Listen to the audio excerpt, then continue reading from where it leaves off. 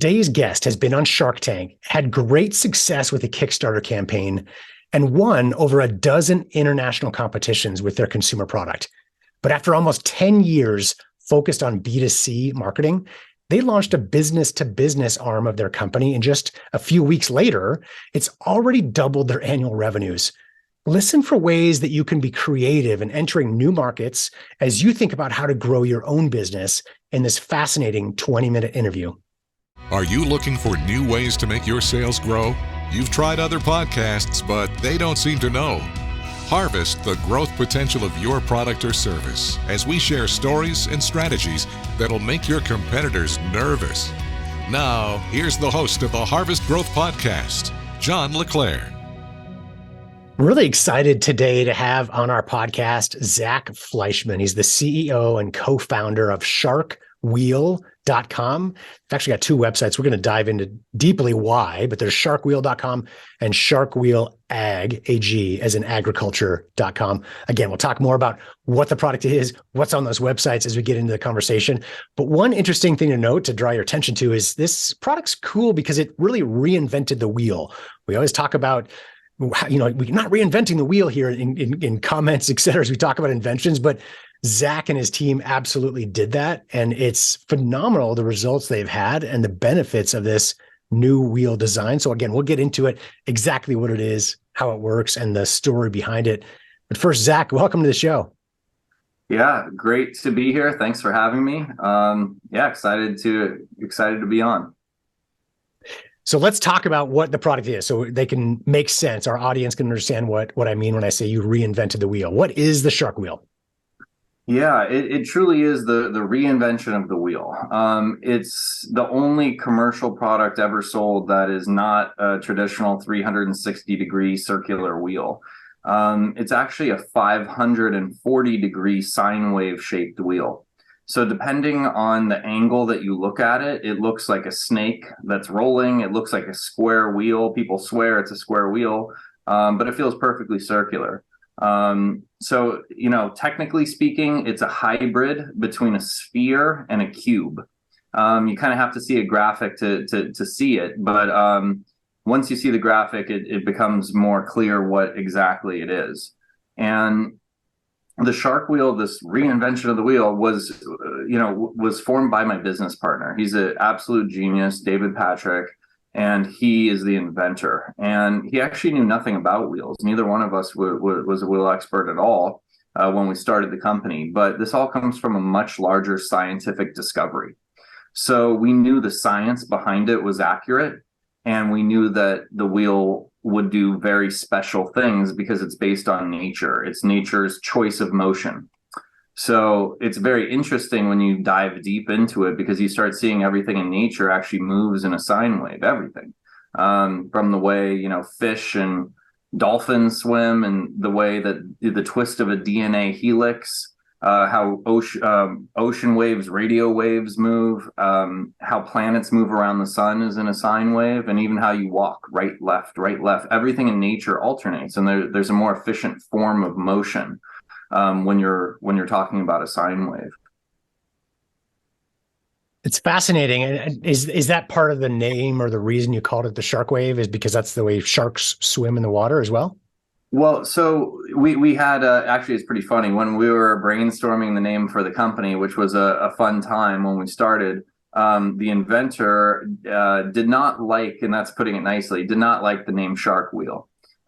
It's based off of the shape of a shark's jaws. So if you Google shark jaws and you look at the wheel and you lay them on top of each other, which we have a graphic of course, they're identical. So again, it's just yet another example of the shape found in nature. So yeah, the Shark Wheel is named after the shape of a shark's jaw. We like, kind of the way that it sounded. The inventor wanted to call it the Sidewinder because it's very similar to a Sidewinder snake. But regardless, that's the name that stuck. That's definitely memorable for sure.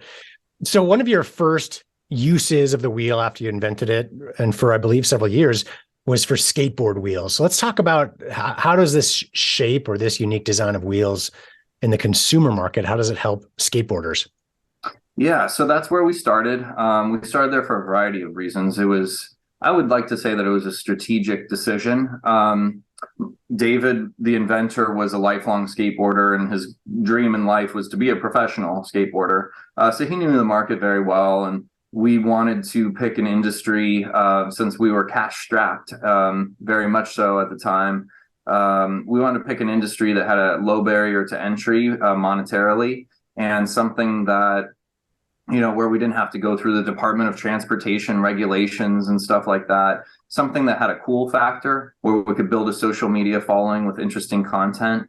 Something that, relatively speaking, was inexpensive from a tooling standpoint. It's much cheaper to make small little wheels than it is to make much larger, heavier wheels. So there was many reasons why we chose that route to start with, and also it's a replacement wheel market. So people buy just the wheels. For example, if you're trying to make a stroller wheel, nobody buys a stroller wheel; they buy strollers. So we're trying to find a market that had a strong replacement, aftermarket. That makes a lot of sense. And how long? So we're going to talk about your shift now to business. So you still sell these skateboard wheels, but a lot more on the ag or business to business side. But before that shift happened, how long have you been selling the Shark wheel to skateboarders? We shipped our very first set ever in right around Q3 of 2014. And actually 90 days later, we filmed Shark Tank. So we filmed on Shark Tank literally just right when we started the company. But when we launched in the skateboarding world, it was very polarizing. Some people thought it was the coolest thing they've ever seen. Some people thought exactly the opposite, but nobody had tried them yet. So it was very interesting. We got so much interest in it. We started the company with the launch of a Kickstarter campaign for our skateboard wheels, and we didn't spend one penny on marketing. And we had over 1 million views to the campaign in 30 days. The Wow. Discovery Channel contacted us, and we're featured on the Discovery Channel for Reinventing the Wheel. We had all this buzz about us, and we didn't even know how to make the product. It took us a year to deliver from when we launched our Kickstarter campaign. So that was its own endeavor entirely. But once we actually found, I think it was 33, I want to say 33 most negative posters that we could find on the skateboarding discussion forums. Again, nobody had even tried the wheel yet. And once it was finally shipping, we sent them sets for free. And all 33 got back on the site and said, you know what, we really respect this company for, actually letting us test the set. And this is what we think. And they gave very fair, honest, good reviews. Now to date, we have thousands of 5-star reviews on Amazon. And so we're still very heavily entrenched, very much so, in the skateboarding world. We've won 13 international competitions in skateboarding, and it's still a very big part of our company. But the agriculture side has certainly overtaken that. I love your response to the negative posters, to really target them and talk to them directly, give them a sample, to have them try out the product. It's such a good idea.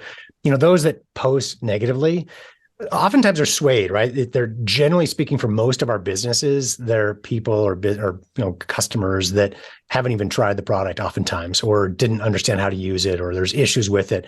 Solving those negative reviews can be so helpful to your business. And what an interesting way, really in the very beginning, even as you launched, to think of. And it's a good idea, I think, for all of us to follow. Yeah, thank you. Yeah, it was it was an interesting decision. We decided we called them passionate. They were very passionate people. Yes. They had very strong opinions. They were very vocal. And, we didn't necessarily think that all of them were going to say it was the greatest thing since sliced bread. But we thought that, we believed in our product, and we knew from a scientific standpoint where it stood. The biggest challenge in the skateboarding industry is that it's very image-based. So, you think of skateboarding as a very rebel industry, and it's really the opposite. It's really, if you don't have the certain band shoes, if you don't have the certain pants, if you don't have the exact, everybody's kind of wearing all the same stuff. And so it's really the opposite. We are really the rebel in the room. We are the one that's different. We are the one that's pushing the envelope from a different direction. But it was our job to, from an image standpoint, not just a performance standpoint, but the challenge was, we knew we had the performance, but the image was what was going to take time, and it was going to take time to build our street cred, or to build our, competition wins, to build the reviews up. It's one thing for us to shout on a rooftop and say, hey, this product's great, but it's another thing entirely for somebody else, for people that are legitimately buying the product to say that. Yeah, no, great point. Now let's shift a little bit and talk about B2B. I think something really fascinating about your story is for many years you've been focused on the consumer market and been very successful, right? In anyone's eyes, you got onto Shark Tank. You had a successful Kickstarter campaign with tons of views and sales and interest, et cetera. Have gotten to 13 international competition victories. That's by all counts a very phenomenal success. But now your business is really catapulting forward and growing at a faster pace as you've introduced business to business into the mix, so specifically in agriculture. So talk to us about that shift. So how did you first find or discover this opportunity to now sell what were skateboard wheels, right, as the core focus, to now something very different as you focus on the B2B market? Yeah, so publicly speaking, nobody knew what we were doing in the background. So everyone just assumed Sharkwheel is a skateboarding company, period. And that was fine. We were happy to work in the background. And what we felt internally is that Sharkwheel is an R&D company. And we had this, this amazing product that it was our job to do it justice. We knew we had the winner of a product. Now we had to make the right moves in order to be successful. And so we decided to take a big picture outlook, and we decided, strategically for several years to lose money. And we raised money, and we knew that we were going to be operating at a loss. But the goal was, how do we make this crazy wheel shape in many different industries? And all of our investors knew that that was the goal. There's no blueprint to make a sine wave wheel. You can't Google, well, how do you build a sine wave wheel for a forklift? Well, we got to figure it out. There's nobody else in the world working on it. There's no physics for sine wave wheel mathematics. We're writing that book. And so frankly, it was very frustrating to constantly fail. It took us a year, just as an example, to go from a skateboard wheel to a luggage caster. And we had the worst performing luggage wheels in the world. And we couldn't figure it out. It was just, pulling out your hair of frustration for I think it was 11 months it took. And what we figured out was it had nothing to do with our wheel whatsoever. We figured out that a caster that spins on a sine wave wheel needs a different angle on the attachment piece. Had nothing to do with the wheel. It was the attachment from the luggage to the wheel. And so once we adjusted the angle, overnight, we had the best performing caster. So it's stuff like that takes time to learn, unfortunately. And we get better each prototyping endeavor we do. But in the background, we were building industrial applications and other consumer products. And we had targeted agriculture as, to my knowledge, it's the second largest industry in the world. And what we did was we went to the National Science Foundation, and I personally wrote an 88-page government grant to fund a wheel, because we had heard that in center pivot irrigation, specifically what irrigates most of the farmland in the United States, farmers have a lot of lost profits, a lot of headaches, a lot of pain points, a lot of problems specifically with their wheels. And there was a massive amount of room for improvement. And so we thought that was a perfect place to start. So in 2018, we were fortunate enough to win phase 1 of a National Science Foundation grant. And it took us almost 5 years to figure it out. Again, we had a lot of successes along the way and a lot of failures. And I wish we were selling our agriculture wheel 4 years ago, 3 years ago, 2 years ago. But it ends up being 2023. So we started in 2018, 2023, we're selling. And how has your business changed now that you're finally in market with this agriculture wheel? It's been, just a godsend. I mean, it's just been incredible. We interviewed well over 100 farmers, engineers, everybody in the industry, and we knew exactly what we needed to build to take over the market. And number one was fixing trenching, or rutting, as they call it in the soil, which is digging these large trenches in the soil. And nobody had been able to solve it. The second issue was flat tires. Flat tires cause a lot of lost profits and a lot of downtime. And when there's downtime in agriculture, that means you're not watering your crops. That means you get less crops.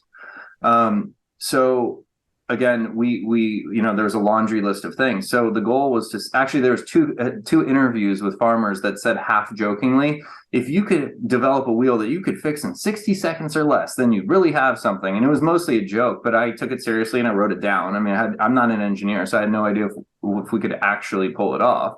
But it was certainly on the list. So 5 years later, we actually checked the box on every single thing, including the price point. So, if you look at our best year ever on record from a revenue standpoint, we have almost doubled our best year of revenue just in the past few weeks on agriculture sales. Wow.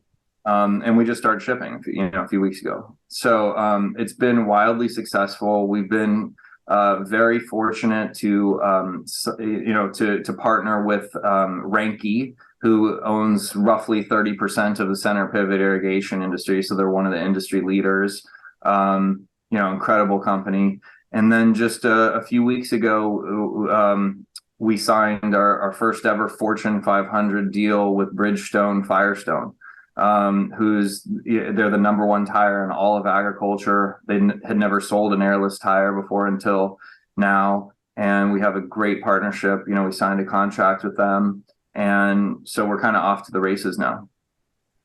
Well, congratulations on your success. That's phenomenal.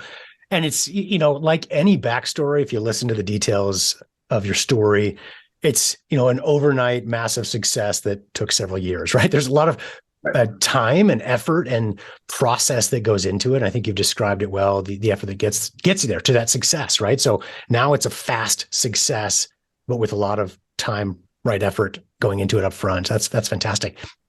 Well, Zack, are there any resources that you think have been really beneficial to you that you think would be helpful for our audience and their journeys as well?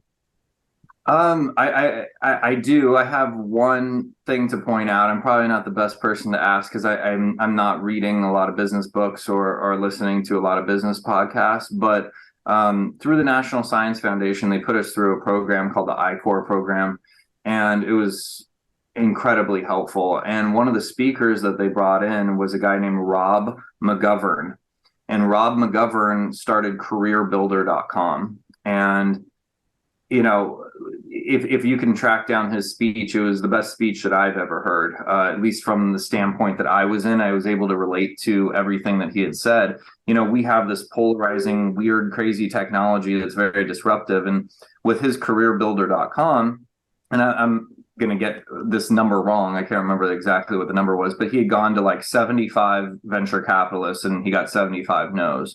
And the reason he got 75 no's was because his entire business was built on attachments within emails, and those didn't exist. So he was trying to explain something that didn't exist at the time. He was like, but you have to understand, it's going to exist, this thing called an attachment onto an email. And once we have that live, that you can attach something onto an email, this is going to take off. We're going to be the first to market with, and nobody could wrap their head around it.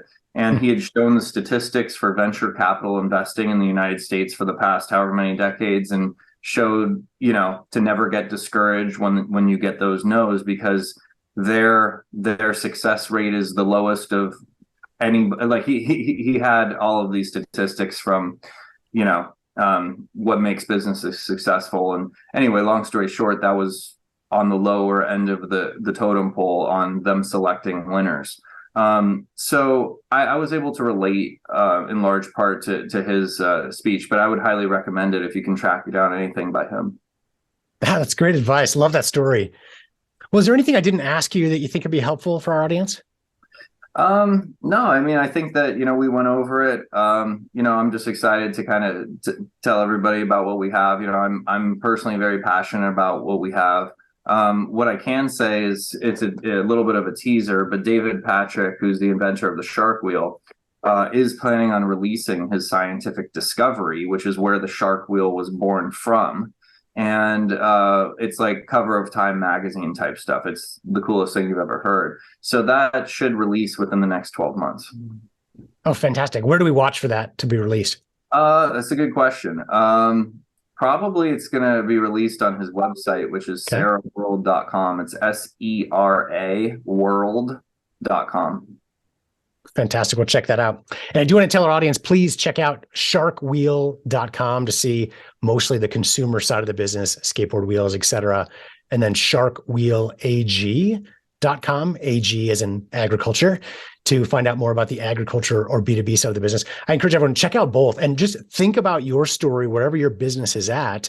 Is there a road to take it in a different direction, right? So if you're in B2C, to look at a business to business opportunity or vice versa, right? And it may not be easy, it may not be obvious, but with the right connection, agricultural wheels are completely different, right? At least in size and materials than skateboard wheels, et cetera. But the core science behind it is very similar.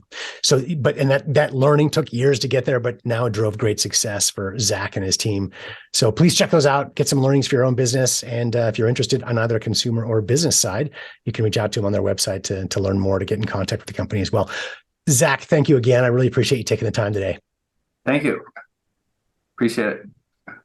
Go to sharkwheel.com or sharkwheelag, ag as in agriculture.com, to learn more about their product and their line of products. Also, be sure to check out harvestgrowth.com to see other episodes we've recorded. And if you like this episode, you want to learn how you can profitably grow your business, please subscribe to our show, or you can set up an appointment right on our website, harvestgrowth.com, to speak directly with a member of the Harvest Growth team in a free consultation to learn the process that has worked for hundreds of businesses since 2007.